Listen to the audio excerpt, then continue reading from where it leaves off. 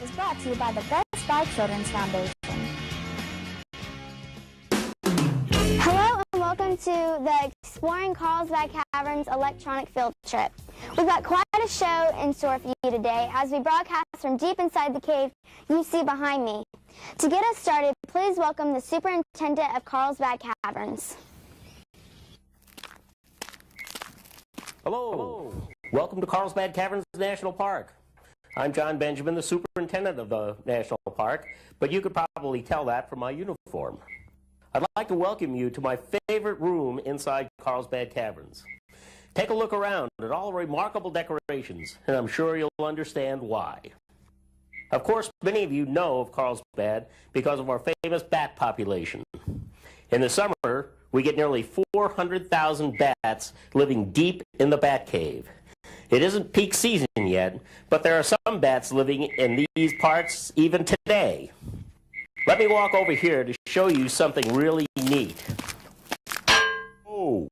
If we could get the camera to tilt up a little bit, I'll show you the top secret entrance to a passage most people don't know is even there.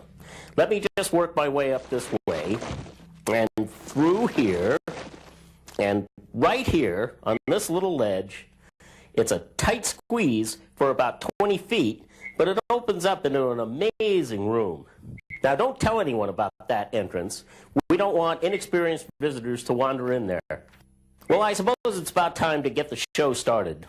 Today, you'll be learning all about how these large rooms were formed deep inside a mountain, how all the amazing decorations were created, and how different creatures, including you and I, have used the cave over the years. So open your eyes, look around, and enjoy your exploration into Carlsbad Caverns National Park. Thank you, sir, for that illuminating first look at the cave. Now let's go explore Carlsbad Caverns.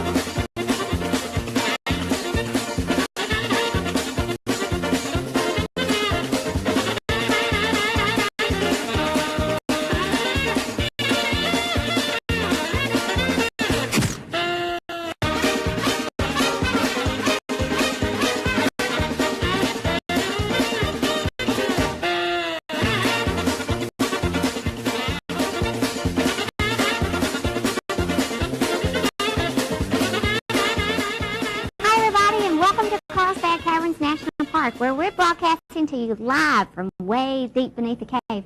Guys, how far are we beneath the cave? Sorry, beneath the surface.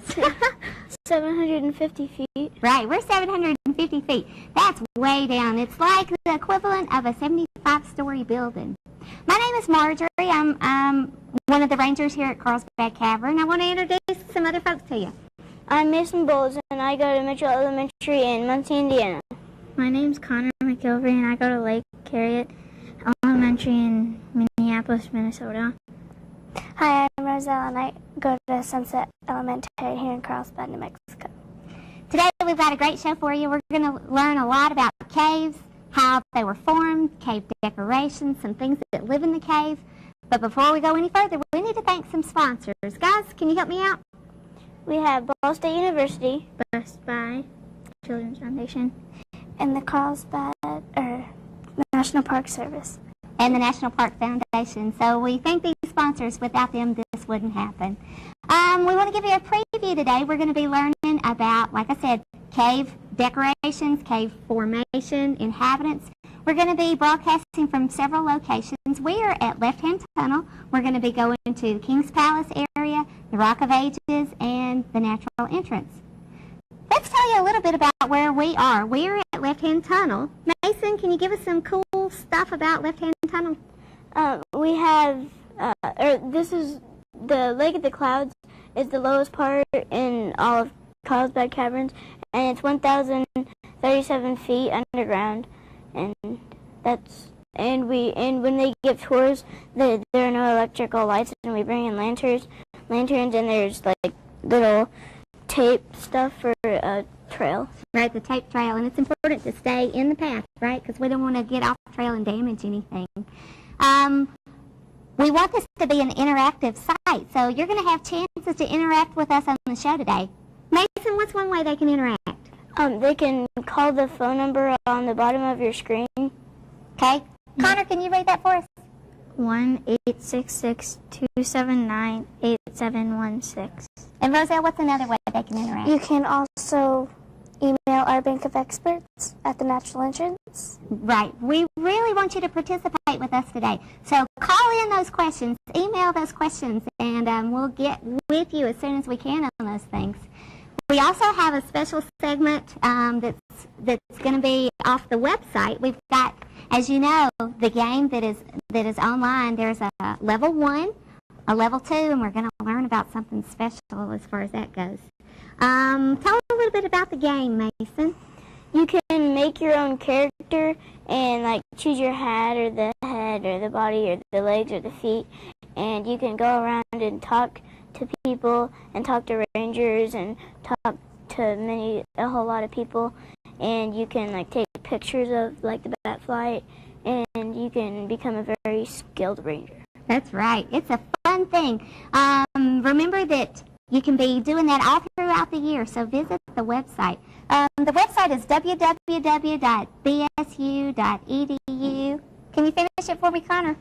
/EFT/caves. Right, right. We will now, let's see, we're going to also tell you about the Choose Your Own Adventure section, and that's where you voted off the website. We'll be revealing what were the winners for that. We want to go to Paula, who is at the Natural Entrance. She's one of our locations. Hey. Paula? Thank you, Marjorie. Yes, we're out here outside in the desert. It's a little cool this morning, but not too bad. Nice sunny day. We're down here at the Natural Entrance. My name's Paula. I work here at Carlsbad Caverns, and I'm originally from Indiana. Here with me we have... Hi, I'm Elia Dominguez, and I go to Pierre Leyva Middle School. That's in Carlsbad, New Mexico. Today what we'll be sharing with you is some of the life that was here a long time ago that's now long dead. And some that's here today, like bats. So, Elia, are you afraid of bats? No, bats won't hurt anybody. Yeah, we'll find out more about those things later on today. On to the next. Paul and Haley. I'm Paul Berger. I'm the park geologist here at Carlsbad Caverns. I'm Haley Hunter, and I'm from Cowan Elementary School in Muncie, Indiana. And we're here in the King's Palace. This is one of the better decorated areas of the cave. And we're going to be learning a lot more about those cave decorations. And Haley and I also got to go on several adventures that we'll be telling you about. But right now we're going to learn about a couple of formations here in King's Palace. Yes, there's a really cool formation, at least I think, and it's called the Frustrated Lovers, because it's a stalactite and a stalagmite that are almost touching. There's about a credit card's width in there that they're not touching, so... Great. And we're going to learn a lot more about some of the other formations here, but for right now we're going to go to Dave at Rock of Ages. Thanks, Paul. We're standing here in the middle of the big room right now. It's one of the largest underground chambers that we know of in the U.S. We're going to talk about how it got here, but we want to talk just real quickly about some of the cool formations that we have in here, and I'd like to introduce this young man. Hi, I'm Noah Delgadell from Muncie, Indiana, Cowan Elementary, and I have a stalactite that, what I'm going to tell you is the way that you can remember a stalactite and a stalagmite. A stalactite has C for ceiling, and a stalagmite has G for ground. Wow, cool. Hi, I'm Connor McCoy, and I'm going to be talking about columns and the Rock of Ages later in the show, and I go to Mitchell Elementary in Muncie, Indiana. So we'll be talking about stalactites, stalagmites. We'll be talking about some of these really cool other formations in here, but that's going to come up in a little bit later on the program. So we want to head back to Marjorie. Thank thanks, everybody. We want to take a question from a caller. Mason? Yes, we have Sonny from Texas. Go ahead, Sonny. What's your question? When did the bat come to Carlsbad Cave? I tell you what, since that's a bad question, why don't we take it to Paula? What do you think? Yeah, Paula? Okay, thank you. And I want to make sure I have your question right. Did you say when did the bats come to Carlsbad Cavern? Okay, well, I think that's a question that Elia could answer. How long have they been here? Well, the bats have been here. They're one of the first known mammals to come, and they have been here for hundreds of thousands of years. Absolutely, a long time. We don't have an exact date. So back to you, Marjorie. Thanks, Paula and Elia. Thanks, Sonny, for your question. Now we want to take one from Nick from Florida. Go ahead, Nick. My question is, how did the formations get their name like lion's tail? Ooh, good question. How did they get their name? Should we go to... I can. You want to? Yeah. Like the lion's tail, it looked like a lion's tail, and they have a formation called the bashful elephant, and it really looks like an elephant. So that's how they get their name. Yeah, a lot of the formations get their names because of what they look like to certain people. Remember, as you start in the cave, things have kind of scary names, and as the first explorer got deeper and deeper in, the names became more friendly and more colorful as he felt more and more comfortable. Good question. Thanks, Nick. Now we have a question, Heather from Indiana. Go ahead, Heather. I was wondering if you could tell me how long the Lechuguilla Cavern is. Great question. Let's go to Paul for that one. Paul? Thanks, Marjorie. Do you have that answer for them? Yes, it's 110 miles.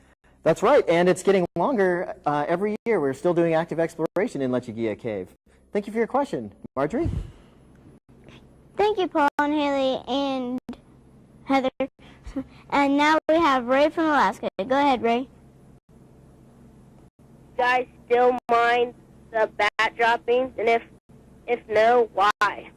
That's a great question. Why don't we toss that to Dave? He can answer the bat guano mining question for us. Dave? Oh, that is a great question.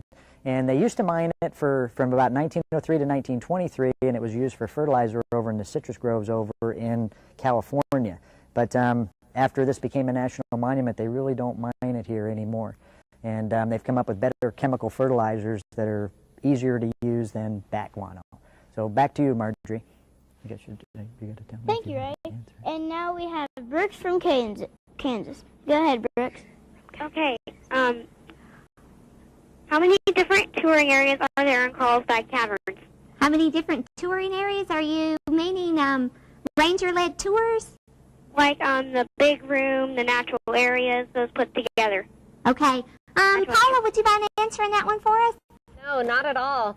We have 3 different trails here in this cave, which are the natural entrance, the big room, and the King's Palace. And we have a couple other caves, like, what's that one that's out, the Slaughter Canyon Cave. We have Slaughter Canyon Cave, we have Spider Cave, and another one here that we do is Hall of the White Giant. So we do a number of different tours. One of them is right there where Marjorie's standing, and another is one area you explore in the game. So left-hand tunnel and lower cave also. Back to you in left-hand tunnel.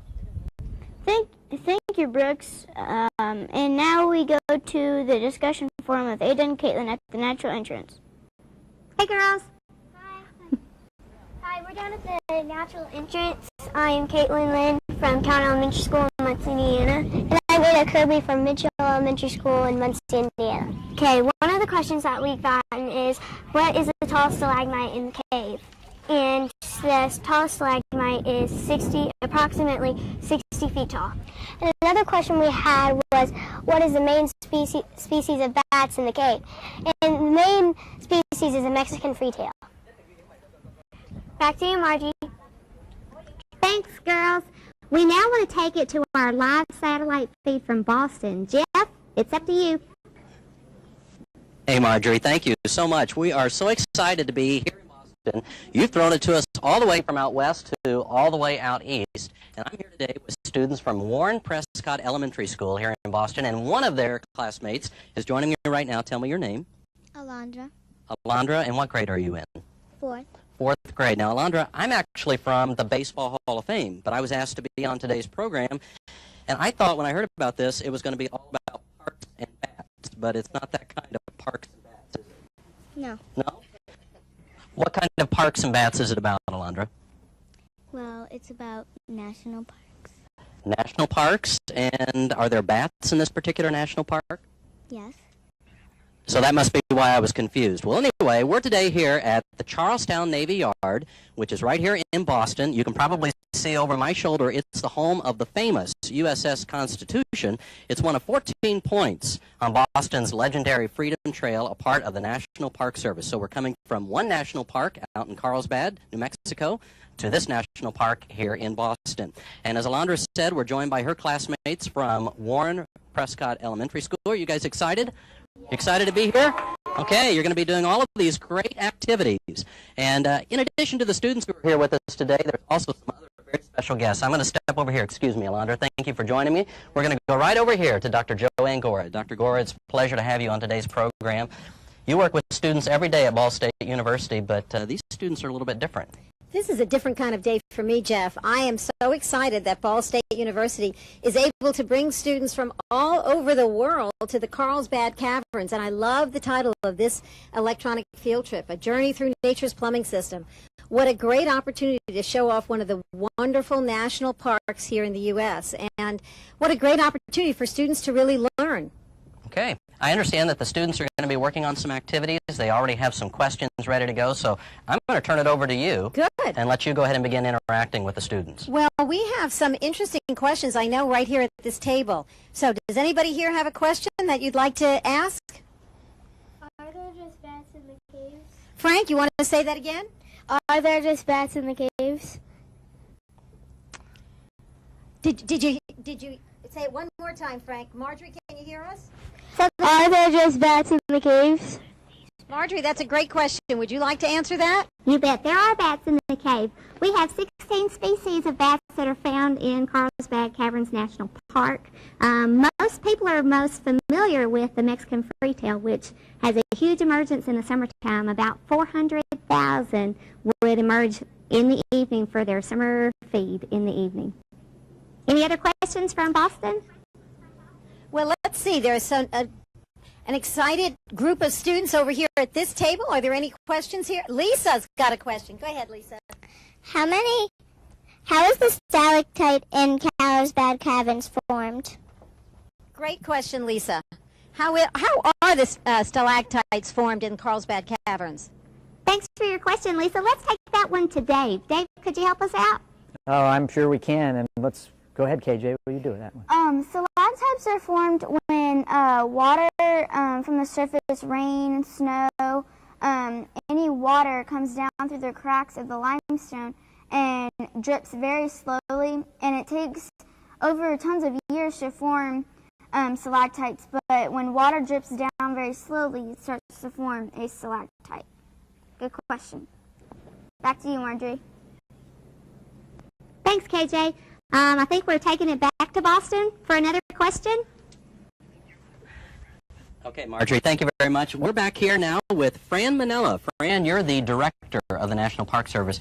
Must make you awfully proud to have two of your parks actually featured on today's program. Oh, Jeff, we are so proud, and to be here during National Park Week. Does everybody know it's National Park Week? Yes. And it's a great opportunity to have not only Ball State and, of course, yourself from the Baseball Hall of Fame, Great to be here. but also a National Park Foundation and others making this happen for us today. To be able to have, 36 million youngsters and community people joining with us. But we are so proud. And again, as you've indicated, we're right here at the USS Constitution, known as Old Ironsides. And what war was it? Anybody know? What war did USS Constitution? Yes. No, it was, well, yes, the Revolutionary, but it's called also the War of 1812. So we are just so proud again to have everybody here and to be in Carlsbad. Carlsbad is the first park I ever visited as a child. So I'm so pleased about having that with us. With that, I'm just so pleased, Jeff, again, for everyone to be here during National Park Week and be a part of this great historical experience to have so many people joining our parks. Fran, understand you were a teacher at one time, is that right? Absolutely. I was a school teacher, and I taught for about 7 years in the state of Connecticut, and I loved teaching. But it led me on to be able to move into being a National Park Service director. So. Well, there's going to be a lot of learning here today, Fran. We're going to go back now to Carlsbad Caverns out in New Mexico. Marjorie, back to you. Thanks, Jeff. Thanks, Director Manella. Our next segment that we want to talk about is how the cave was formed. So we're going to lead you on into some more learning. We're about to learn more about the caves here in Carlsbad Caverns, with how they were created. These caves are different from most other caves in the world because the size of the rooms are gigantic. How gigantic? Well, let's talk about the big room, which is over 8 acres by itself. There are 6 football fields inside one room, and that's not even the start of it all. There is over 100 known caves in this one park. Some with tiny rooms and some with huge rooms. Let's learn more.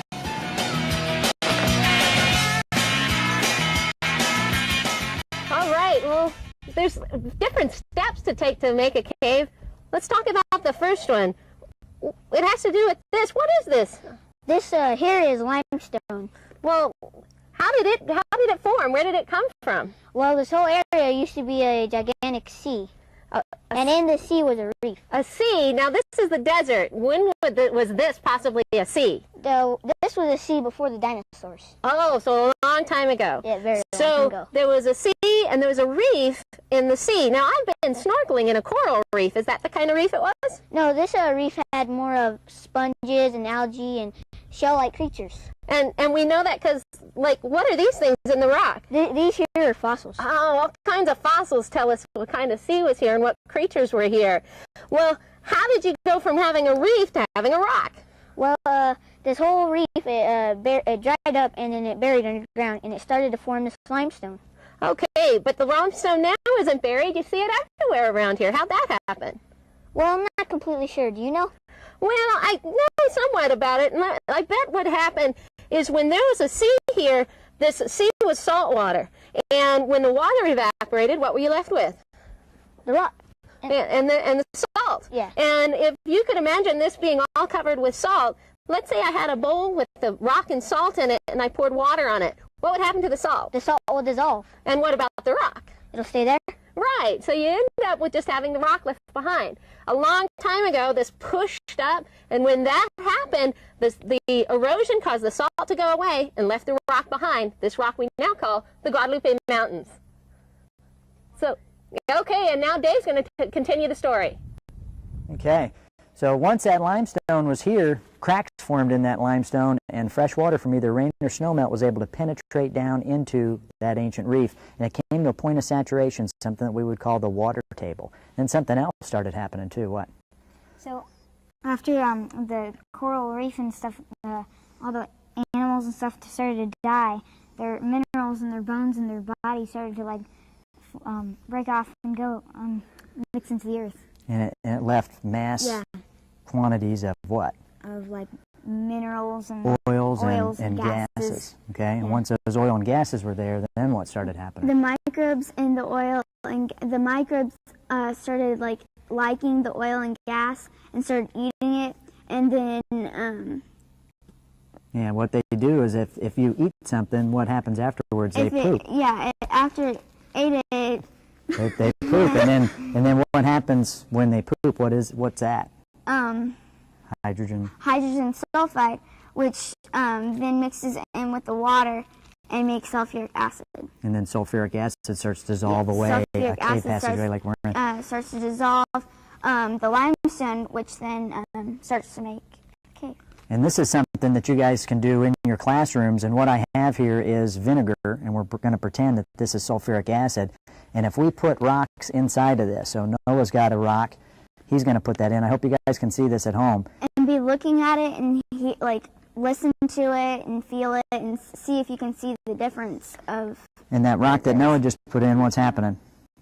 Not much. There's nothing really going on. And that's actually sandstone. Let's try putting some limestone in. This is limestone, so it should start dissolving. Okay. Let's put that in there. And it's bubbling up. And why it's doing that is because limestone, vinegar is a acid, but it's not as strong as sulfuric acid. But it'll do the same aspect as sulfuric acid would. And I don't know if you guys can hear this or not, but we are seeing it just bubbling up big time, and you can actually hear it bubbling up. So at one time, people thought that this cave was formed by a river. There would have been a river flowing through here.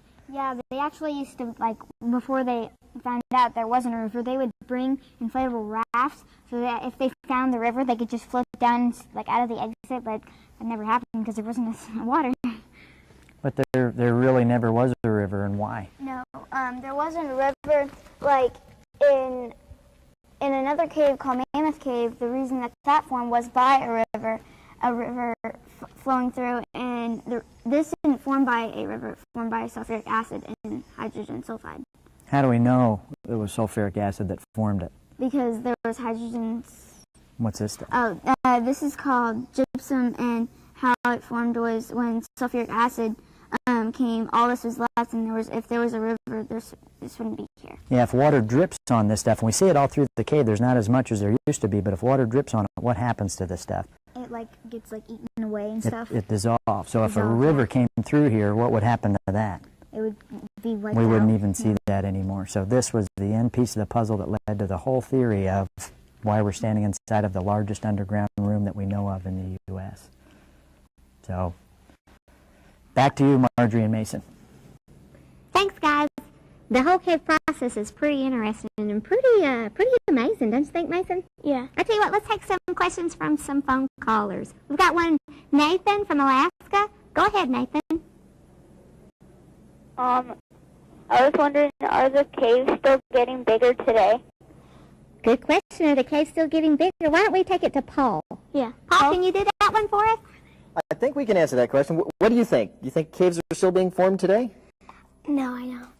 Well, that's true. The mixing that Dave talked about is between that fresh water and the hydrogen sulfide rich water that made all these caves has now actually been moved away from here because of the uplift of the mountains. So now that mixing is still going on, but it's not in limestone and it's not forming caves anymore. That's a very good question. Back to you, Marjorie.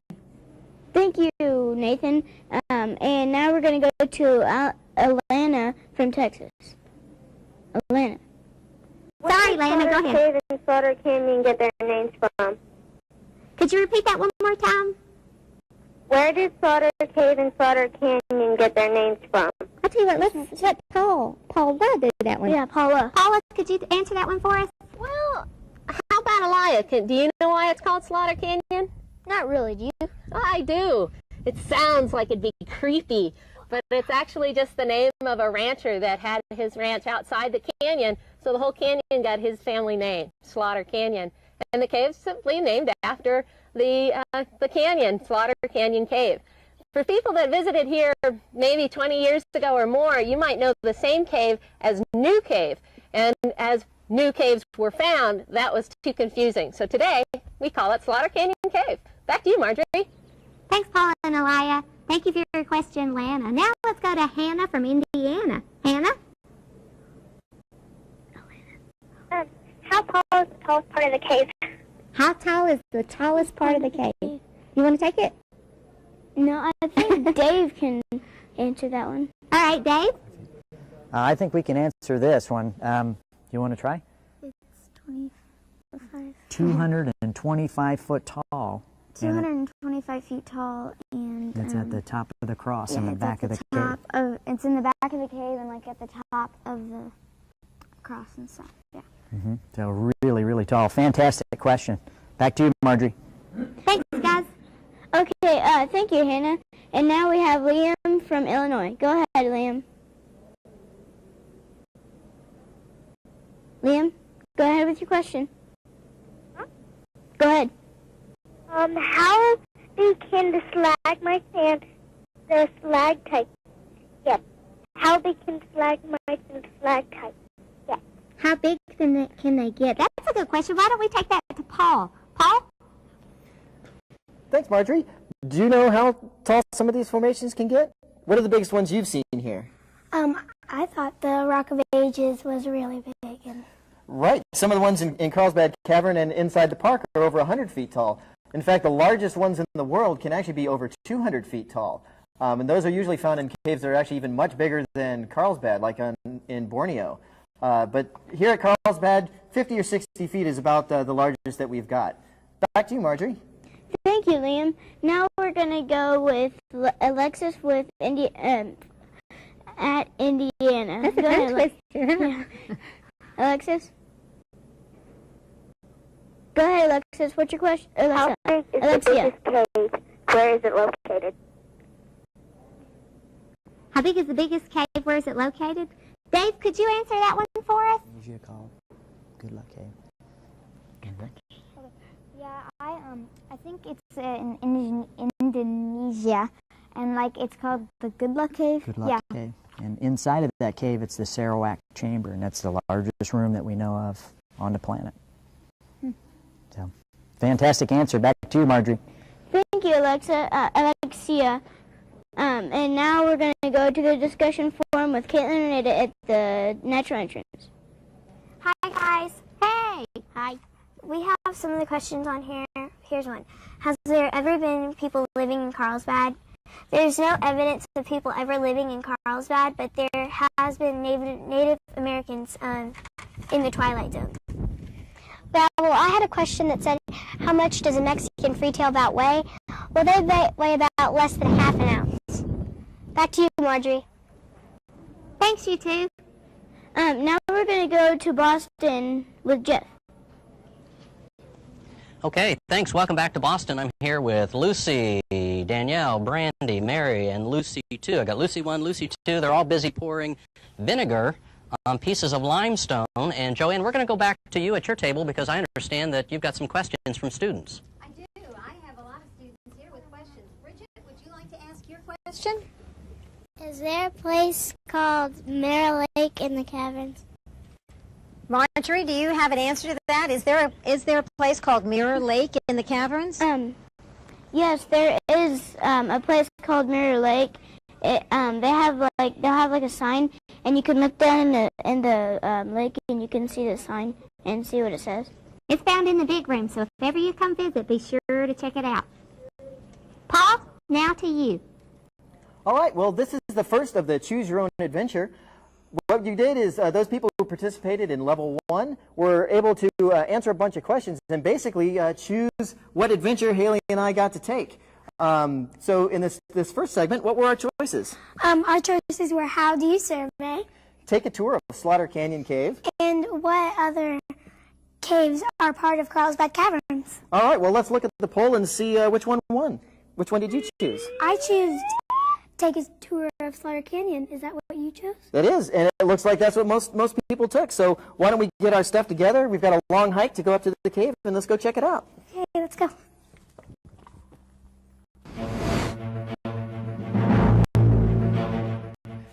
Okay, we're at the trailhead to Slaughter Canyon Cave, which is actually a half-mile hike where we gain more than 500 feet of elevation. That's a very rough hike, so do you have what we need? Yes, the first thing we need is plenty of water. That's true. Because we're in a desert, we need at least 1 liter of water per person, and it's best to have at least 2 liters. Is there anything else? Yes, we need some hiking boots and a good flashlight. That's right. You want to have a good, dependable flashlight with plenty of spare batteries, and in fact, the general rule is we want to have at least 3 different lights for the cave. We also need those heavy-duty hiking boots because of the hike up to the cave, and inside the cave, the trails are very, very steep and slippery. How are we going to show people what's inside? It's way too dark to take a video camera, so I have a little portable camera to show the public. Excellent. Well, let's go. Well, we got some really great stuff, didn't we? Yeah, check this out. This is a shot of the entrance to Slaughter Canyon from inside the cave. Look how small the entrance looks. This is some trash that miners left in the cave more than 50 years ago. That's right. Anything more than 50 years old found in the cave is considered historic, and we don't want to remove it. See those little black things? Those are all bat bones. We saw lots of those. Bats don't call Slaughter Canyon home anymore because the bat guano they left on the ground grew to touch the ceiling at some points in the cave. That's a lot of guano.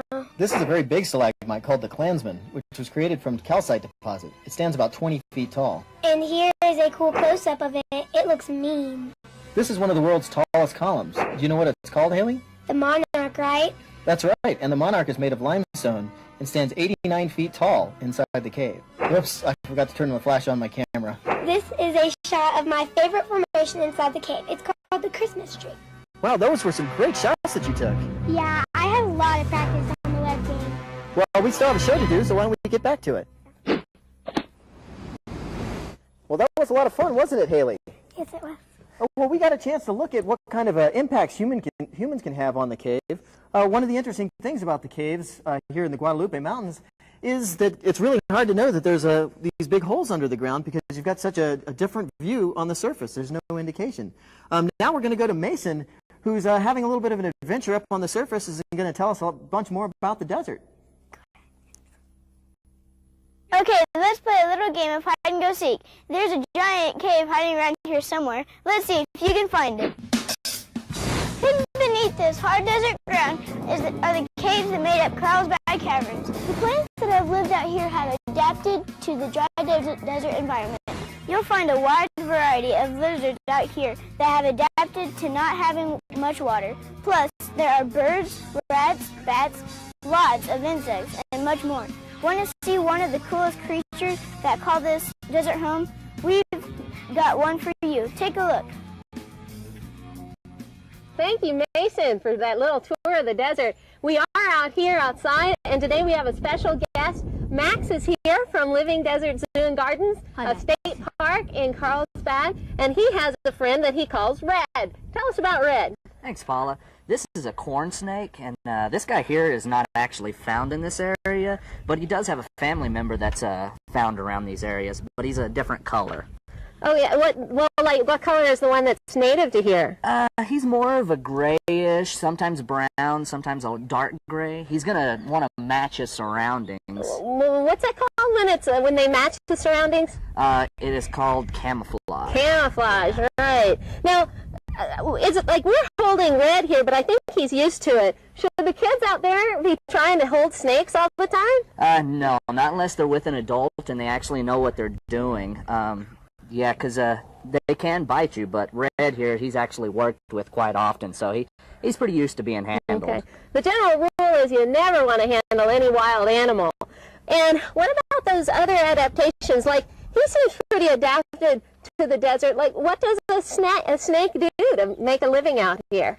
Basically, during the summertime, these guys are going to stay in a nice, cool area, kind of like the cave here. They're gonna go where it's a constant cool temperature, and they'll come out in late nights when it starts cooling down. But they're going to try to stay out of the heat because it gets hot around here. Yeah, I bet that's the same way at the zoo. You don't want to be out working in the zoo in the middle of the hot day. Oh, yeah. Now, there are also plants that try to have adapted to what they have here, too. There's very little water. It can be very hot. So some of the plants here have branches that point up so that they can collect water. Some of them have very vast the root systems. And a lot of them have just found ways to protect what water they have. Do you know how they protect their water? Yes, they have these leaves that most plants have smaller leaves, and that way they lose less water, and whenever the water comes, they absorb more water. And what about if something wants to eat them? No, they got the spines that protect them. Right. A lot of thorns and spines, and boy, I bet even Mason discovered some of those thorns as he was hiking around in the desert. So there's a lot of interesting animals and great plants around here, and we hope those of you from areas that don't have deserts, you take a look. It's a great place, and there's a lot to learn here. So, on to you. Thanks, Paula. Mason learned firsthand about some of those pokey plants, didn't you, Mason? Yes, I did. Yeah. Let's take a call. We have Casey from Alaska. Go ahead, Casey. How many people have gotten lost in the cave? Ooh, how many people have gotten lost in the cave? Let me toss that back to Dave. Dave? Oh, that's a great question. One of you guys want to answer? Go ahead. Okay, well, as far as we know, no one has actually gotten lost in the cave. Fantastic. So back to you, Marjorie. Thank you. Let's take another call. We have Devin from Indiana. Devin? Go ahead, Devin, with your question. My question is, are there any colors in the stalagmites or stalactites? Ooh, that's a great question. Mason, do you remember the answer to that? Yeah, there are some colors to them, and they get them Because of the minerals. Yeah, the minerals that go by, they can get colors from the minerals going by, and they get hit by the minerals, and then they'll get colors. Good job. Thanks, Devin. Now we have a call, Brandon from Maine. Go ahead, Brandon. Brandon, go ahead. How are the bats and other animals in Carlsbad helpful to mankind? Ooh, great. Let's take that one to Paula. Paula, question about bats. All right, that is a good question. And I know Alaya knows why bats are good for us. What is that? Well, the bats in this area, they're insect eaters, so they get rid of a lot of insects, and they like to pollinate and fertilize the flowers, but we'll get a little bit more into that later. Yeah, and in some parts of the world, most of the bats eat fruit, and in doing that, they can spread the seeds around. So bats do a lot of good stuff.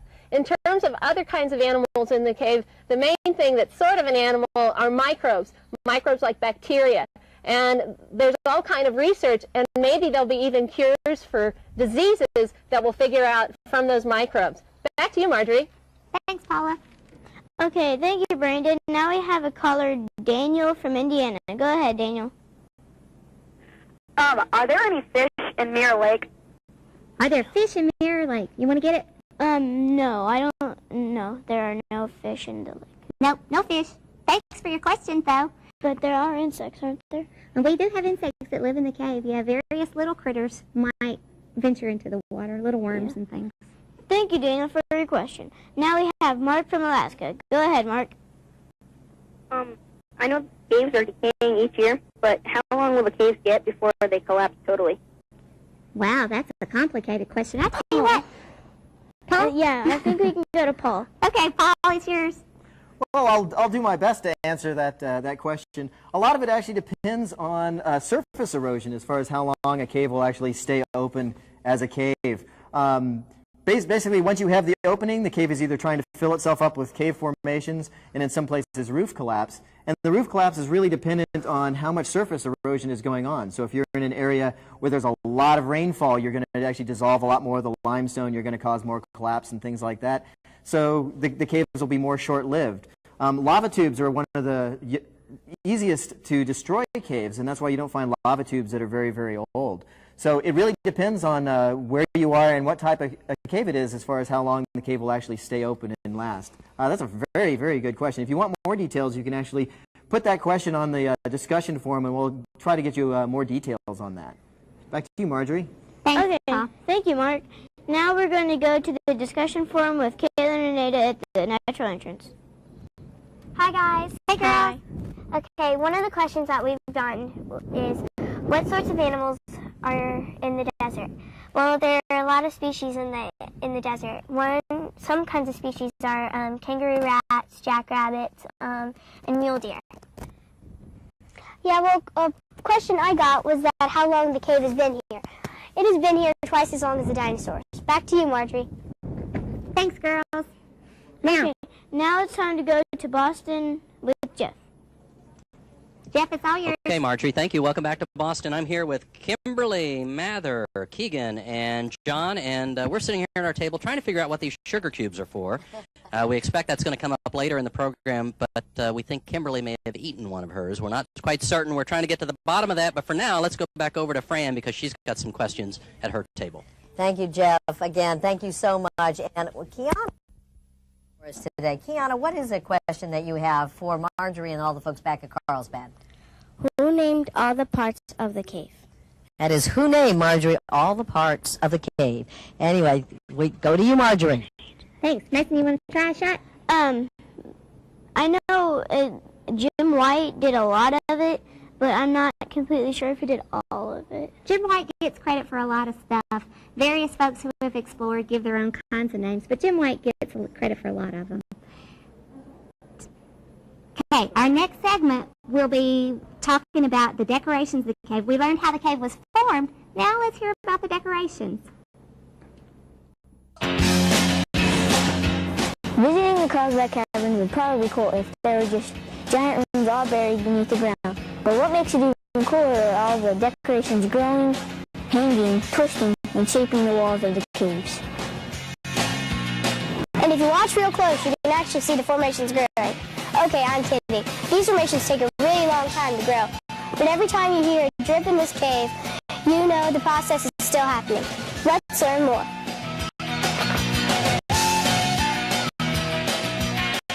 All right, so we talked a little bit earlier about how this room formed, why we've got a cave. But the question I have for you, Noah, is how did the calcite that makes up all these formations get down in here into the cave? Okay, well, rain or whatever will go to the earth, and like it'll get the minerals and things left behind from the old ocean, and as it goes down, it'll eat away at the limestone until it gets an oxygen-filled room, and then it'll deposit and harden. Okay, cool. If you go to the Ball State website, you will find the directions and things that you need to do a project to make a stalagmite out of very little things. It's being shown on the screen right now. Go to the Ball State website and you will find more information. Let's toss it over to Paul and Haley. All right, well, thank you very much. We're back at King's Palace. We heard a little bit about how cave formations are actually made. Now we're going to actually take a look at some cave formations close up, and it looks like you've got something to show us. Yes, I do. This is a soda straw. It is a pencil-thin, hollow stalactite. And it actually, most stalactites start out with a soda straw. If you were to chop some of these stalactites down, you would see a ring of where the soda straw started out. And how it gets to be so big is the bottom clogs up and it just keeps on growing. Yes, that's right. And you can actually see in this example where the original soda straw actually was. What happens, like you said, it clogs up, and then eventually the water just starts flowing out of the sides and becomes bigger and bigger. Normally we wouldn't be holding any cave formations. Where do you think that these particular ones came from? I think that it was from people wanting to take home a souvenir. That's right, that's right. We do actually get quite a bit of damage every year by people actually reaching out and breaking cave formations. Why is that not a good idea? Because if everyone would break one off and everything, we'd have none left to show, and it's just not good for the cave. That's right, and that's why the area that we're actually standing in is now just a ranger-guided tour, because we were getting a lot of damage. Most visitors prefer to take home just nice souvenirs, postcards, things from the gift shop, but unfortunately we do still have some damage. These are some small cave formations. We're now going to throw it back to Dave, who's going to talk about some of the really big versions of these cave formations. Dave? Thanks, Paul. We're standing inside of Carlsbad Caverns, and as far as we know, this is the largest underground room that we know of, and that's what it's famous for, but we also have some fantastic, just giant formations. Noah, you want to talk about some of that? Yep, over here we have the twin domes, and they are really big.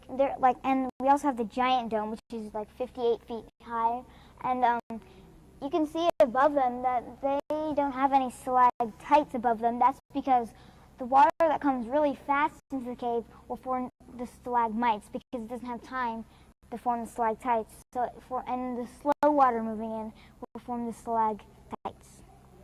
Well, no, that's really cool. But behind me, we have the Rock of Ages.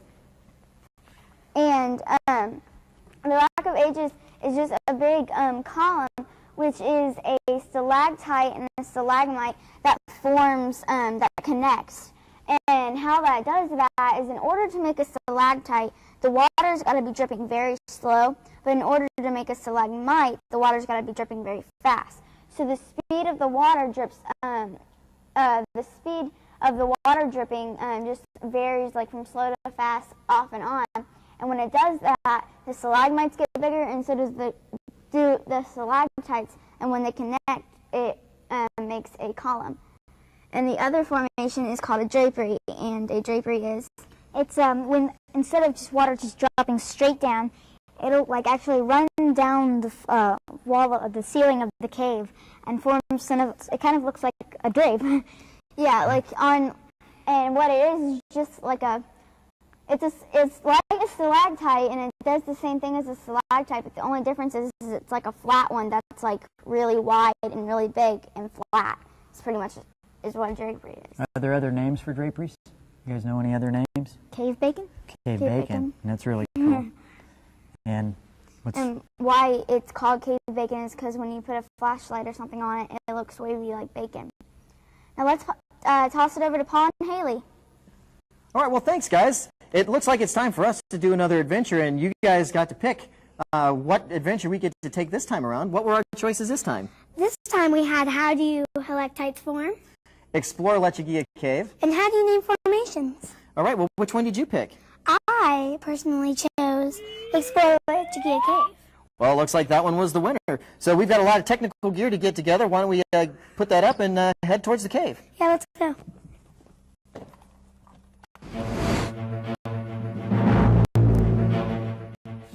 Okay, well, now we've got our gear ready to go down into Lechuguilla Cave. That cave takes a lot of specialized equipment. This is a harness that we actually use to attach ourselves to the rope to go down into the cave. And like you're wearing and I've got here, we need to have hard hats and lights on that. And I see you've got your knee pads so that you're prepared to do some crawling. Now, Lechuguilla Cave is one of the technical caves in the park. It's actually open only to researchers, and because of that, we don't really have any video footage because we don't allow a lot of camera crews to go in there. You basically start off with about a 70-foot pit drop, which is why we need our harnesses, and you start getting to some of the really pretty rooms in the cave. One of the first ones we get to is actually Lake Labarge, which is over 70 feet wide, and it's a fairly shallow pool, but the water is crystal clear. You go a little bit further and you get to what's the most spectacular room in the cave. It's actually the most photographed room, which is the Chandelier Ballroom. And what there is in the Chandelier Ballroom are these giant crystals of gypsum. There's actually quite a few really large rooms, and you actually get to some formations that look a lot like what we see in Carlsbad. Some of the smaller things you see are actually needles of aragonite, which are very, very delicate crystals that are made of calcium carbonate. Lechuguilla Cave has been pushed to a depth of 1,567 feet by explorers and scientists. It is the deepest limestone cave and is fourth in length of all caves and found in the United States. So you want to get back to the show? That would better. Okay. Wow, that was a whole lot of work. Did you have a good time? Yeah. Well, I'm thinking right now that we probably have some questions from people out there. So let's throw it back to Marjorie and see if she's got some more questions and answers. Thanks, Paul and Haley. We've got a question from Xander, who's from Florida. Go ahead, Xander, with your question. Xander, go ahead. Xander from Florida, is anybody there? Okay, we're gonna move on now. We have Quinn from Missouri. Go ahead, Quinn. I was wondering, why were the miners in the caves? What were they mining? Ooh, good question. They were mining guano, or otherwise known as bat poop, but they were mining it because in California they would use it for their their citrus and like the apples and oranges and stuff like that for fruit. The guano was mined in the early part of the 1900s, and once the area became a national monument and then a national park, no guano mining went on. Thanks for your question. Let's go to Quinn from Missouri. Quinn? No, that was just Quinn. Oh, sorry. Leah from Indiana. Leah? Go ahead, Leah. What are the odds of being hurt by an animal living in a cave? What are the odds of being hurt by an animal in the cave? Let's take that to Paula. Paula? Well, Alaya, what do you think? What are the odds you're going to get hurt by an animal in the cave? No, not really that big. Bats don't hurt anything. Don't hurt people. Doesn't hurt people. Yeah, it's basically comes down to if you're being safe and you're not bothering the animals, they won't bother you. So it's kind of like any kind of a hike or anything like that. But the bats and other animals don't want to hurt anybody. Back to you, Marjorie. Thank you. No, thank you, Leah. Now we're going to go to Brandon from Florida. Go ahead, Brandon. What is the average temperature in the cave? It is 58 degrees in the cave, and they try to keep it at that. It's 58 degrees. Great question. Thank you. Shauna from Indiana, go ahead. My question is, how many tourists visit daily? How many tourists visit daily? Isn't it? Daily, it depends on the season. Our busy season is in the summer. Yearly, we have about 500,000, which is 500,000. We have a little less than that, actually. If you want to know exact numbers, email that into the discussion forum, and they can tell you exactly what our daily visitation is. Thanks for your question. Now I have Madeline from Ohio. Go ahead, Madeline.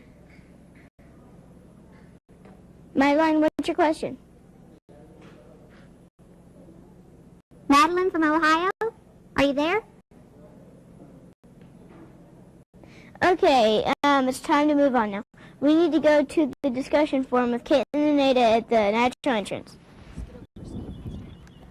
Hey, one of the questions that we've been getting is, what is the most common kind of speleothem found in the cave? Well, it's the stalactite. That's the most common found. It's where they hang off the ceiling. C for ceiling. Well, the question I got was, how did the whale's mouth get its name? Well, the draperies look like the teeth, and the top, it's formed like a whale's mouth, and the draperies look like the teeth. Back to you, Marjorie. Thanks, girls. Now we want to go back to Boston, where we have Jeff. Jeff, go ahead. Camera one's.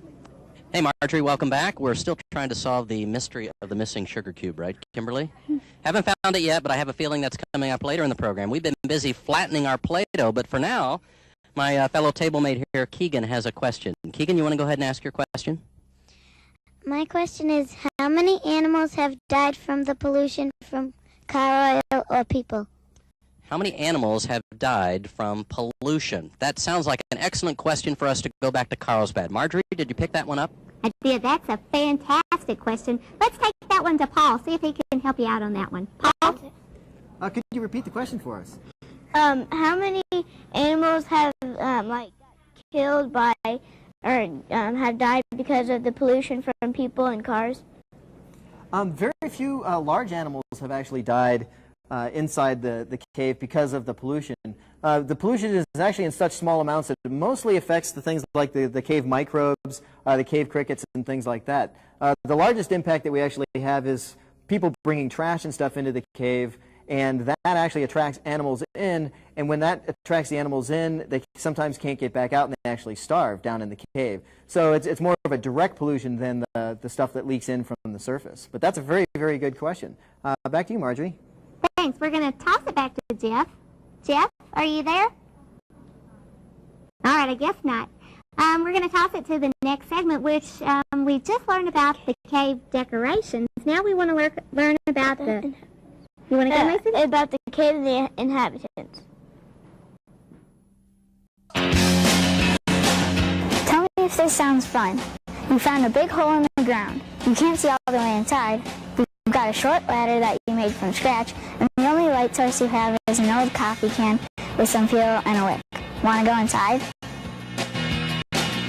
No, you'd have to be crazy to do something like that. But of course, someone was crazy enough or brave enough to actually go exploring deep in the cave. You can judge if that would be a good idea or not. Let's learn more.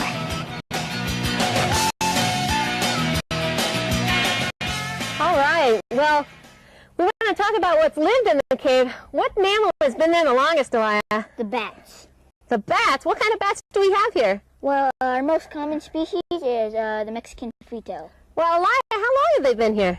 Well, they've been here for hundreds of thousands of years. Oh, wow. What makes this cave such a great place to live? Well, for one thing, it's cool, and the weather, like rain, snow, this desert gets, they're safe from that, and they're safe from any predators because they're up high on the ceiling. Yeah, great. A cave is a great place to hang out. Now, one of the things we do like to explain, though, is this species, the Mexican free-tail, likes to live in big groups, but there are other bats even here in the park, that like to live alone or with just one or two other bats. So they're known all live in the large groups, and some live in caves, some live in trees and such. Now, the big thing we also want to get across has to do with if bats are scary. Are you afraid of bats? Bats won't hurt you. Now, what good is a bat, though? They eat all the insects around you. They pollinate flowers. They spread seeds around from fruits. That's right. They do a lot of good stuff for us. And there are bats in all 50 states, so wherever you are, there are bats. Now, one of the things the bats did here is flying out. They attracted people. We know that people have known about this cave for thousands of years. We find pictographs here, grinding stones, and other things. But Eli is going to tell us more about the guy who did a lot of that early exploration. Go ahead. The first known person to extensively explore the cave was Jim White. And he went down into this cave. It was pitch black. He only had a lantern, just like this one, and a ladder he made. There's no paved trails, no lighting, no direction of where to go, really. Wow. Do you remember how old he was when he first came in? Well, we think whenever he first came into the cave in 1898, he was 16 years old. Wow. Now, would you have joined Jim White on that kind of an example, on a rickety ladder and this kind of a lantern? No, I wouldn't.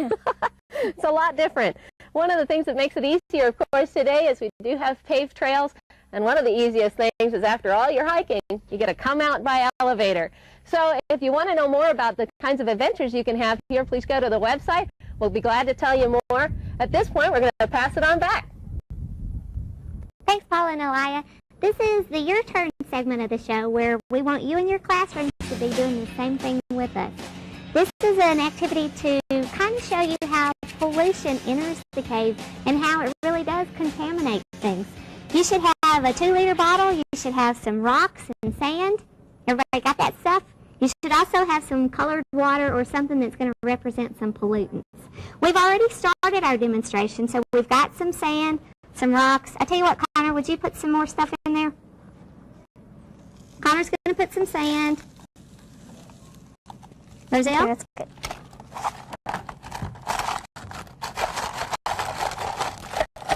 Connor, okay, so we put sand and rocks. Why are we doing this? What does the rock and sand represent?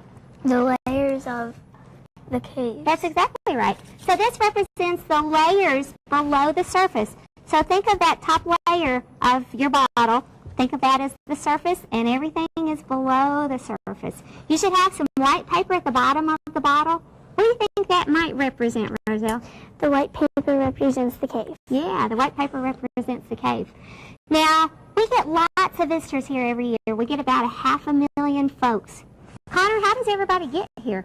By car or something with an engine. Yeah, by car, bus, motorcycle, something with an engine. Well, everybody parks their car on that parking lot. Roselle, where is that parking lot located? Right over the cave. That's right over the cave. And then, Roselle, can you tell everybody what happens?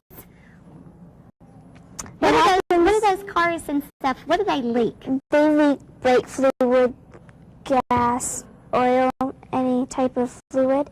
Okay. So we've got some things to represent brake fluid, to represent oil.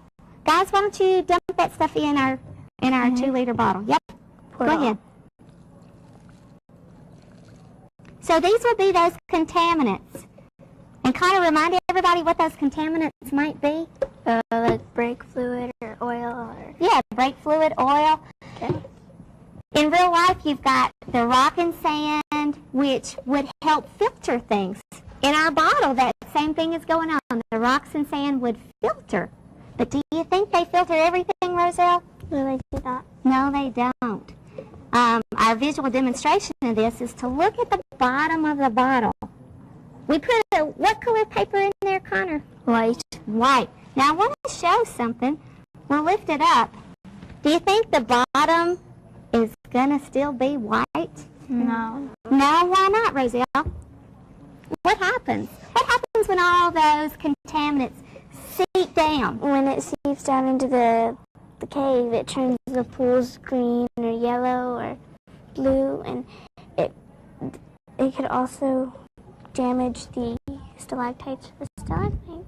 All right, we know we've got damage in the cave because we test our pools and we know that there are contaminants there. Well, we want folks to visit, right, Connor? So what should we do? Should we say nobody can come visit? No. No, so management has to really think about how can we protect the cave but still let folks come. All right, we want to go to the Choose Your Own Adventure, so let's take that segment right now. It's now time for our third and unfortunately final adventure that we get to take. This time, what were our choices, Haley? How does all that land get into the cave? Why would anyone want to mine bat guano? How important is the microbial forest? All right, well, let's see the results of that. Which one do you think won? I think, why would anyone want to mine bat guano? Oh, looks like you were right. Well, and to go there, do you know what bat guano is? Yes, it's bat poo. That's right, and that can be pretty gross, can't it? Yeah. Well, we're not going to actually go in where the bats are, but if we were, we'd be wearing one of these. This is actually a respirator, and that's because the dust that would be kicked up from that bat guano actually contains a fungus that causes a lung disease. So in order to protect ourselves from that, we would wear this respirator. But since we're just going to go to where those bats come out, we don't need to wear this. I just wanted to show you what we would normally have. Let's go check out the natural entrance.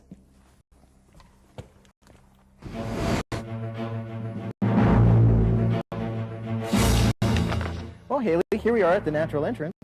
Earlier in the show, we learned about the bats. Do you remember how many bats there were in the cave? Yes, there's hundreds of thousands Mexican free-tailed bats. Very, very good. And because there's all those Mexican free-tailed bats in there hanging out, they leave large piles of guano down in the cave. Do you remember anything about guano? Yeah, when the bats came out, it smelled. That's right, and that's because that guano is fresh guano. There's a difference between fresh guano and what we think of as old guano. Fresh guano is like a bunch of tiny little brown and black pellets that pile up very, very deep in the cave, whereas the older guano tends to look basically kind of like a tan sand.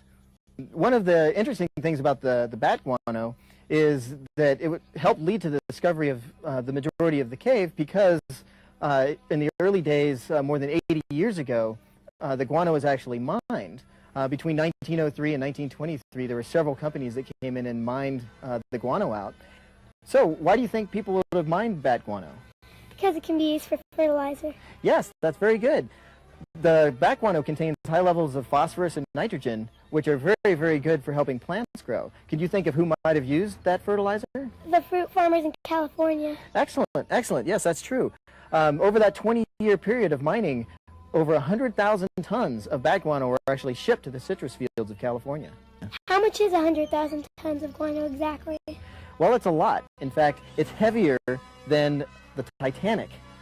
In fact, it's heavier than 2 Titanics. Wow, that is a lot. So, Haley, you remember in our first Choose Your Own Adventure, we went up to Slaughter Canyon Cave? Yes. Well, remember that trench that we went through was actually where the miners had actually cut through the large pile of bat guano. Do you remember how tall that was? Yes, it was at least 3 or 4 of me. I knew that smelled funny. Well, that was a lot of fun. It's too bad that was our last adventure. Who do you think we should talk to next? Why don't we go ahead and give it to Marjorie. Marjorie, go ahead. Thanks, Haley and Paul. We want to take it now to our live satellite in Boston, where we're going to learn about the upcoming electronic field trips for next year. Jeff? Marjorie, thanks for coming back to us. The kids are having a wonderful time. We're doing all of these exciting experiments. They have shown how pollution affects the landscape out at Carlsbad as well as other places. But for now, we're going to go out to the deck of the USS Constitution because we want to hear all about some exciting electronic field trips that are planned for next year by Ball State University. This has certainly been a fun one, but there are a lot more to come. Thanks, Jeff. I'm standing on the USS Constitution, the oldest commissioned warship in the world. You've heard this ship called Old Ironsides. They say that the wood of this ship is so strong that cannonballs actually bounced off of it during the War of 1812 with Great Britain. Now, we've seen 2 different national parks today, but I think it's a good time to tell you that next year, the Ball State University Electronic Field Trip Series will be partnering with the National Park Foundation for 3 different field trips. That's right, next year we'll be taking all of you to some very unique and interesting spots among the 388 national parks. First, in October, you'll visit Independence National Historic Park, birthplace of the Declaration of Independence and the Constitution. And then in December, we'll take you to the Big Island of Hawaii to walk among the lava flows of an active volcano. And finally, in February, you'll see Manzanar National Historic Site, the site of a Japanese-American internment camp from World War II. Those will be some outstanding electronic field trips, but there's even more in store. Next April, take a quick trip around the Indianapolis Motor Speedway to look at the science of speed. And to wrap up the series in May, travel to Alaska to see the art, the culture, and the history of Native Americans on the North Pacific Coast. We have quite an exciting lineup planned for the electronic field trips next year, and hopefully you'll be able to join us as we travel the country to bring you these remarkable programs. I'll be back inside in a few minutes to introduce our special guest, but for now, let's go back to Jeff. Thanks, Joanne. It's great to be back inside. I've got to talk to Deshaun here because he's gotten sand all over my Hot Wheels. Deshaun, we're going to have to talk about that in just a moment, okay? But for now, we're going to go all the way back to Carlsbad because, Marjorie, we understand you've got a very special announcement about a brand new website introduction. We do. Thank you, Jeff. We are so excited to be launching Level 3 today. Unfortunately, I haven't made it past Level 1, but for those of you that are ready, Level 3 is now available. So here's a little preview. Welcome to the Electronic Field Trips Research and Development Labs. We've got a special treat for you today. We're launching the final level of Exploring Carlsbad Caverns web game. You've been playing for a month now. Before we do that, though, I wanted to show you exactly how we make the game so real. So follow me. This is where we experiment and design to make sure you're having the most fun and realistic experience possible. Remember all those flashlights you've earned so far in the game? Well, Brandon here is responsible for making sure you've got the best one possible to get you through the cave. How's it going, Brandon? Not bad. It's been a pretty enlightening experience. Those caves get pretty dark. To make sure we understand just how dark it gets, we have a team of people walking around pitch darkness 24 hours a day. It hurts their productivity, but you'll enjoy the result. This new level involves some fancy new skills. I hope you're ready. One of them is rappelling down some intense ledges using just rope. That part of the website has been done for weeks, though, so I don't exactly know what Josh is doing here. Oh, I'm just hanging around. And of course, we can't forget about the most dedicated guy on the team, working day and night to get this new level ready.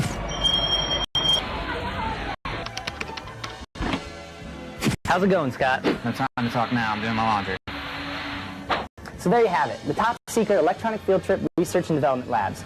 Now go to the address on your screen and you'll find the final level all ready for you to explore. There are a lot of new passages to explore, lots of twists and turns around every corner, and lots of fun to be had. Now I've got to get back. It's my turn to be blindfolded. Enjoy. Cool, I can't wait to check out Level 3. Now let's take it to the discussion forum with Caitlin and Ada. Hi, guys. Okay, one of the questions that we have is, what is your favorite cave decoration? My favorite cave decoration was when we went to Left Hand Tunnel and we saw the cave bacon, which is drapery. Well, what my question was what's the longest cave in the U.S.? Well, I think my guess is Mammoth Cave, and it's about 360 miles long. Back to you, Marjorie. Thanks, girls. Good answers there. We now want to toss it back to Boston, where we're going to see Dr. Cora. Dr. Cora, are you ready? Hello, Marjorie. I am really excited because we have many guests here and one very, very special guest. We're really delighted that Mrs. Ann Romney is here representing the governor, and Lieutenant Governor Carrie Healy is here. And to my right is none other than First Lady Laura Bush. We are so pleased that she was able to join us for this Ball State University electronic field trip. And Fran, would you like to tell the First Lady a little bit about why this is such a special week? Well, as you know, Mrs. Bush, as someone who is the chair of our National Park Foundation, you're the honorary chair for the National Park Foundation that helps us do these things. They're one of the key partners, as is Ball State, to make this happen. This is National Park Week. That's right. And we are celebrating throughout our nation our 390 units of the National Park Service. And we have, this is history being made today, we have 36 million children and community partners that are watching today and to be celebrating our national parks. Didn't know if you might want to say hello to everyone. Sure, I want to say hello to everyone. I'm so happy to be with you here in Boston to celebrate National Park Week, but I'm also happy that children from Carlsbad Caverns are watching and talking to us as well, because I grew up in a town very close to Carlsbad. And so the very first national park I ever went to was Carlsbad Caverns. When I was a Girl Scout, a little girl, my mother would drive us over and we'd get to explore those caverns. So I'm really happy that we have kids from Boston and kids from Carlsbad, and then a lot of students from all over the United States that are going to have this chance to take an electronic field trip. New Mexico is a long way away, and most of us wouldn't have the chance here to go to Carlsbad Caverns ourselves, but this way we're getting to see what Carlsbad is like and what the caverns are like. So I want to thank you all. I'm excited to be here with you as we do all these activities that have to do with caves, as we learn how Carlsbad Caverns was made. And so I'm really happy to have this chance to be with you all now. We are so delighted that you are here, Mrs. Bush. And the children have been doing a lot of experiments, and we've got a great one coming up.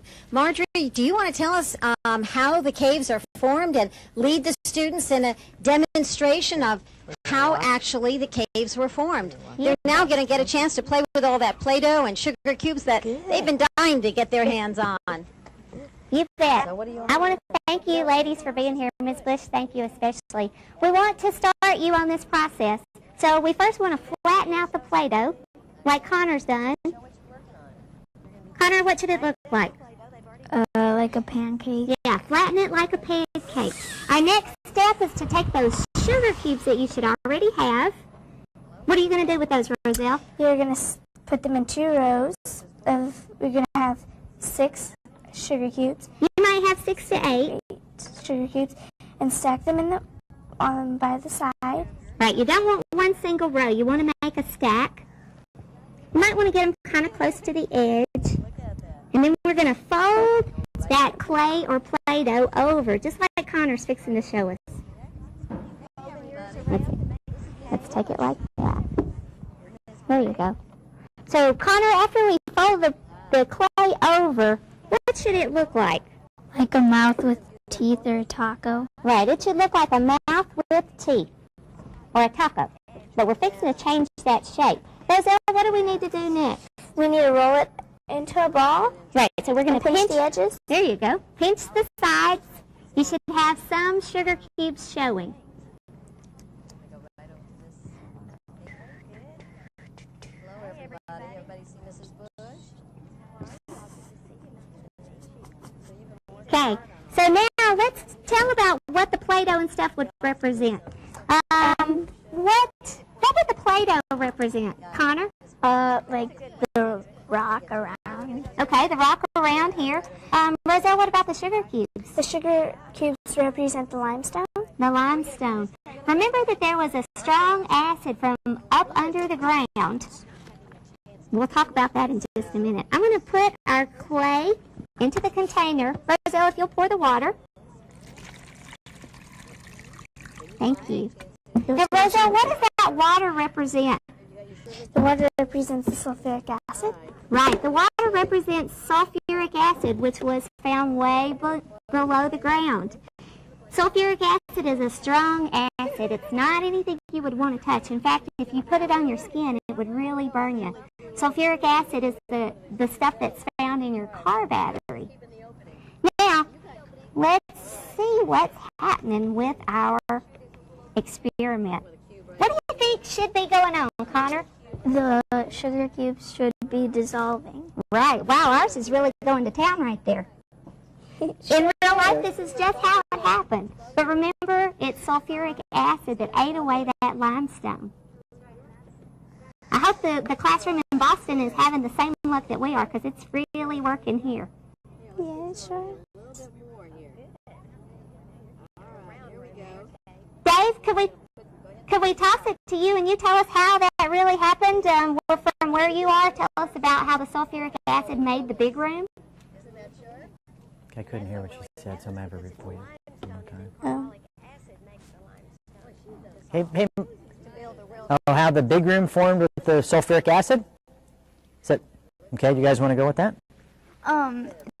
Well, when the cracks in the limestone started like flowing with water, there became a water table, and what happened is in the water table there was hydrogen sulfide from the ground, and mixed with the water, and what it did is it made sulfuric acid the same way that the sugar cubes are, and what happened is the sulfuric acid started to dissolve or eat away at the limestone, and the same way that the sugar is melting in the Plato cave. Back to you, Marjorie. Thanks, guys. Now, if you look at your container, you should have kind of a vacant hole inside your clay or Play-Doh. What would that vacant hole be, Connor? The cave. Exactly, the cave. So that acid ate away the limestone rock and made this humongous room, this chamber. So that's how this cave was formed. Everybody, if you will, pull your cave out of the water. Who wants to be our puller outer? Got this one. Do you see how that happened? Those sugar cubes dissolved and left that empty spot, just like that sulfuric acid, which was here, left this big empty spot, this big cave. Remember that we have the website that's going on, so we've got level 1, level 2, and now level 3. So on level 1, you should be just learning about the cave. You're kind of exploring various things. In level 2, you're actually going to get to go to Lower Cave. That's one of our off-trail tours with a ranger. And in level 3, you get to do some cave mapping. Do you guys know what cave mapping is? Yes. Cave mapping is where they take a pencil and a paper and they go start walking around in the cave and mapping everything down. That's right. And when they map, they have to pinpoint on that piece of paper where every stalactite is, where every stalagmite is. It's tedious work, but it's really important because that's how we know what's in a cave. Paula? All right. Well, we've got a cave here, too. Eli's holding that up for you, and you can see our cave. And we've actually named our cave. What's our name? Our cave is named Sweet Cave. There you go. Back to you, Marjorie. Sweet Cave, I like that. We never thought to name our cave. Did y'all know in real life, because a lot of folks are tempted to name a cave after themselves, but when you're really naming a cave, you can't name it after somebody that's alive. Dr. Gora, any comments, questions from you? We are really excited, Marjorie. We've had a great cave activity. All of the students have formed caves and seen how the calcium carbonate really dissolves the limestone and creates those rooms that you've been walking around. As you can hear the hubbub of activity behind me, we've had a lot of fun playing with our sugar cubes and Play-Doh. And Mrs. Bush has been talking to all the students and visiting all of the different tables and has had a chance to see how caves are formed, and I think she's had a lot of fun today. Mrs. Bush, could I ask you to comment? I had a lot of fun, and I actually had a chance to make the cave myself.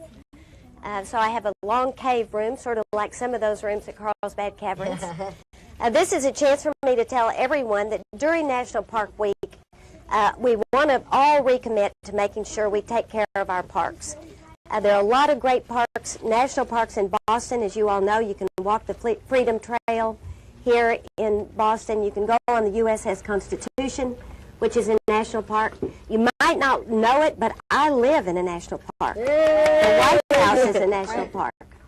And so now our national parks are everything from beautiful historical sites like the White House to our most magnificent and pristine natural landscapes like Carlsbad Caverns, or like all of our big western parks, Yosemite, Yellowstone, Glacier National Park.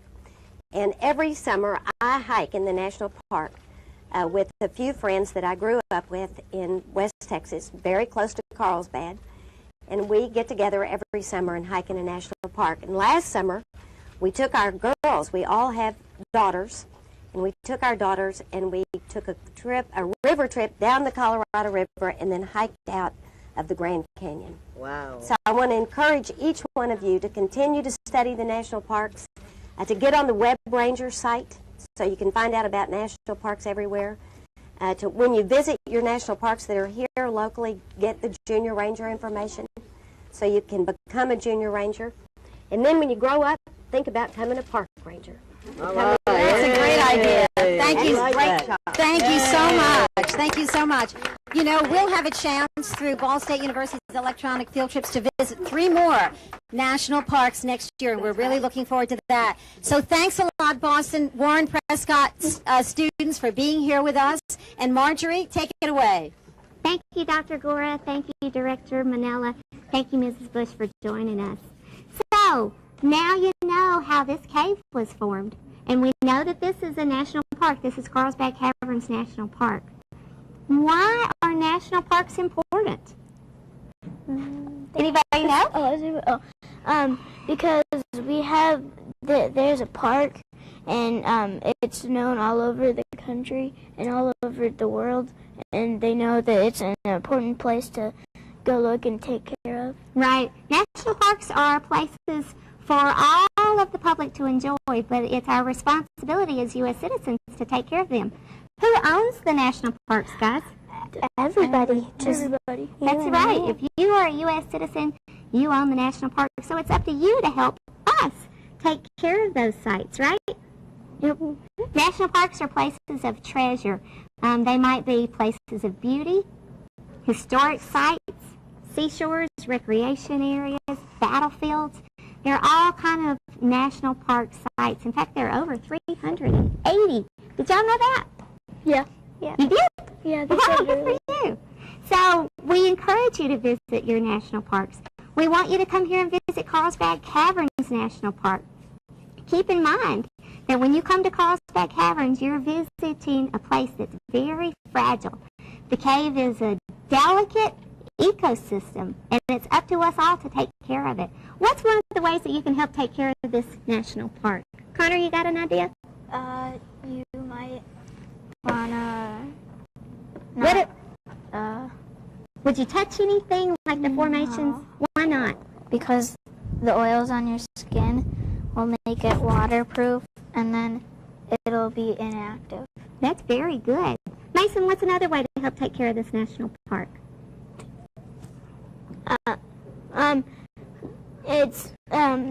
You can, like...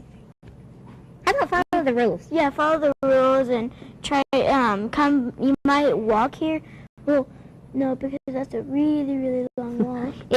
Okay, we want to thank our sponsors. Remember to follow those rules. Our sponsors are who, Roselle? The National Park Foundation, the National Park Service, Ball State University, Best Buy Children's Foundation. Okay, we want to give it back to Jeff in Boston for just a second. Jeff, stay tuned with us. Jeff, it's up to you now.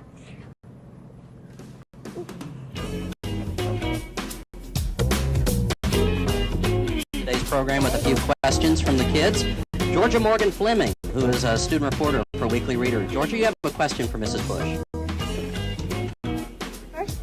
First Lady Laura Bush, on behalf of the Weekly Reader, all the kids in America want to know. Park Foundation. Well, I became the honorary chair actually because the National Park Foundation asked me. But the reason I said yes is because the national parks are so important to me personally. I love to hike in them. I want them to stay perfect so that your children and your grandchildren also will be able to have the chance to hike in the national parks, to visit all of our historical sites. And also because the National Park Foundation supports the Junior Rangers. Yay. So they support something just like this electronic field trip that we've been on. If you go to any of your parks, you can ask for your Junior Ranger activities. They'll tell you all the things you can do while you're in that park. You'll learn about the wildlife and the plants and the trees that are there. And then you can become sworn in as a Junior Ranger. Fran and I have had a lot of fun swearing in different groups of kids at different national parks in the United States when they completed their Junior Ranger questionnaire, and then they became junior rangers. So all of you have to become junior rangers this week. Yeah. Mrs. Bush, thank you. Park Week. Thank you. Where's Sophie? Sophie, you have a question for Sophie, Mrs. right Bush. Go ahead. What's your favorite activity to do in a national park? Well, I love to hike in the national parks, but there are all kinds of parks. Even if you don't want to hike or if you don't like camping, there are a lot of parks you can go to where you learn about American history, like the White House is one, or the Martin Luther King Center in Atlanta, Georgia is another one. The Jefferson Memorial in Washington, here in town, the Freedom Trail, the USS Constitution. Have you been on the USS Constitution? Yeah. I think it's right outside the window. Right outside, yeah. And so you learn a lot of things about American history and learn a lot of things about all of the places that we want to protect in our country that are so special and that we're so lucky to have because we're Americans. Our beautiful and pristine natural sites, as well as our very important historical sites. Okay, Mrs. Bush, thanks. I think we've got a call-in question from Corina, who is at Putin Bay Elementary in Upper Ohio. Corina, are you on the phone? Wow. Yeah. Go ahead, Corina. Hello, Mrs. Bush. On Southwest Island where we live, we have Perry's International and Victory Peace Memorial. It's a national park and lots of people come to visit. What is it like for you to live in the White House, which is also a national park? Well, it's a lot of fun to get to live in the White House because we live with all the furniture and beautiful paintings that belong to other presidents. And so we think about those other families all the time when we're there in the White House. And we want to leave it beautiful and perfect for the next families that move in there and for all the visitors who get to come to the White House every year. Have any of you visited the White House?